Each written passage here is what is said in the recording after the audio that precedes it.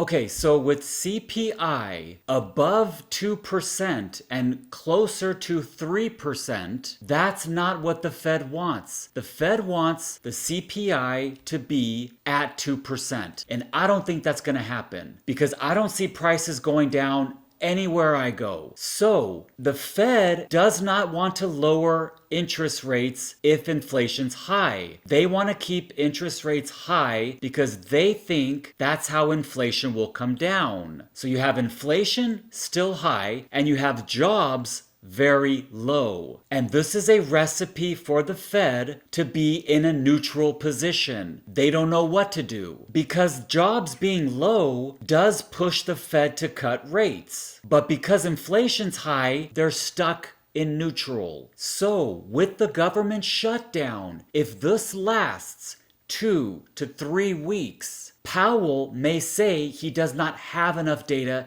to cut interest rates on that October 28th meeting. And this will absolutely slam the stock market lower to the tune of 2 to 5%, more so on the 5%. And the only reason why Powell cut the rate last month was because the jobs number was low. And it's surely going to come in lower with the government shutdown. But inflation is not coming lower.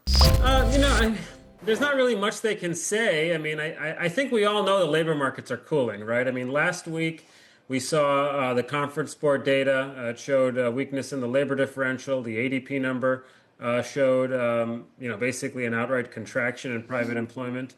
And then ISM data showed ongoing weakness in the employment component. So what can the Fed speakers really say other than things are slackening here. At the margin, I mean, the longer the government shutdown goes on, the worse it's going to be for the economy. So, at the margin, I think that should make them a little bit more cautious on the outlook. Right now, the stock markets are basically at records. What incentive is there really for the president to negotiate with the other side? So, I think that's really the risk, Morgan, at this point is, does the stock market ultimately have to be like that forcing function to get both sides to the table?